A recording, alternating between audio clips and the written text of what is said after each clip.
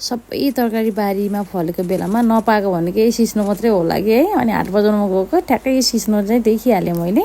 मलाई चाहिँ एकदमै खान रहर लाग्यो कि सिस्नोको तरकारी कि अब सबैले खाएको देखेँ कि धेरै है, धेरैले आँटासँग ढिँडोसँग खानुभएको है। अनि त्यसपछि म पनि ट्राई गर्न एकदम रहर लाग्थ्यो कि अनि किनेर लैजान्छु अनि बनाउँछु, मिठै त हुन्छ होला भनेर किनिहालेँ है। अनि यो सिस्नो बनाउनु यति गाह्रो रहेछ नि है। बिहान 6:30 बजेबाट मैले सुरु गरेको यो धोई पखाली गर्न है।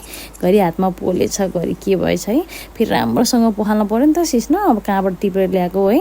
अब फेरि बिरामी भयो भने त झन् अर्को आपत हुन्छ। फेरि फ्यामिली सबैजनाले थोथोरी चाख्ने हो अनि सबै बिरामी भयो भने त भनेर मजाले धेरै टाइम दिएर मैले यसलाई चाहिँ मजाले पखालेँ। त्यसपछि अब कुकरमा सिटी लाउनु पऱ्यो तातो पानी हालेर भनेर चाहिँ अनि कुकरमा सिटी लाउन रेडी गर्दैछु। अनि फेरि घरमा कर्नफ्लावर चाहिँ थिएन कि अब के गर्ने त भनेर किन्न जान पनि गाह्रै छ नि त। अब बिहान उठ्ने बित्तिकै कहाँ किन्न जानु भनेर चाहिँ आज म मिक्सरमै पिसिदिन्छु भनेर मकै पुरा मिक्सरमा पिसेको त भइ पनि हाल्यो कि।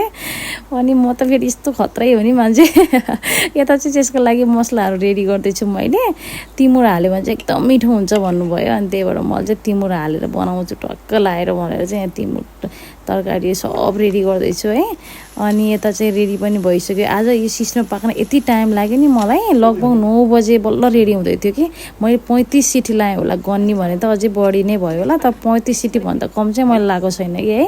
त्यति सिटी लाउँदा नि सिस्नो पाक्दैन है। यता बाबा र मेरो चाहिँ झगडा हुन लागिसक्यो, तिमीलाई के ल्याएको यसो सिस्नो, मैले पहिला किन्दा त एकदम मजाले पाक्थ्यो, यो त कस्तो सिस्नो टिपेर ल्याएँ भनेर भन्नुहुन्छ। मैले टिपेको होइन कि यो त्यहाँ जस्तो दिएँ म त्यस्तै लिएर आएँ। मैले के भनेछु मैले है। सिस्नो पाक्दैन। छोरो स्कुल जाने बेला हुन लागिसक्यो, 9 बजिसक्यो है। अब 9 बजिसक्यो अनि यता भात पनि रेडी गरेको छैन। अब बाबुलाई त 9:30 बजे बसाइहाल्छ। अनि बुढाले फोन हार्नुभयो मलाई। अनि आज सिस्नो पकाउनु लागेको बुढा यत्रो टाइम लाग्यो, बाबुले स्कुल पठाउनु ढिलो हुने भयो भने पुरा गफाउँदैछु मैले मेरो बुढालाई। बुढाले चाहिँ टाउको हल्लाउँदै हुनुहुन्छ। यति दुःख पाएँ नि मैले है सिस्नोले गर्दा। अनि सबैलाई चखाउनु त पऱ्यो नि त सिस्नो भनेर। अनि दिलमाया आन्टी सिस्नो खाने रहर पनि पुरा भयो है। अब एकचोटि चाहिँ चाख्नै मन थियो, चाखियो। अब रिभ्यू हेरौँ है त कस्तो आउँछ। सबैजनालाई चखाएको मान्छेले चाहिँ रिभ्यू दिनुहुन्छ। खानुभयो? एकदम मिठो खाएँ मैले। साँच्चै नै? अङ्की साँच्चै? अलिकति नुन चाहिँ थोरै बाबु, किन तपाईँलाई कस्तो लाग्यो नि सिस्नोको तरकारी आज मैले बनाएको तरकारी? मिठो छ, भयङ्कर मिठो छ। तर के भयो? तर कस्तो भयो भन्दा जिब्रोलाई एकदम मिठो भयो। दिमागलाई पताउने गाह्रो भयो कि यो खाने भनेर। खाने गएन भनेर मलाई त्यस्तै फिल भएको थियो कि।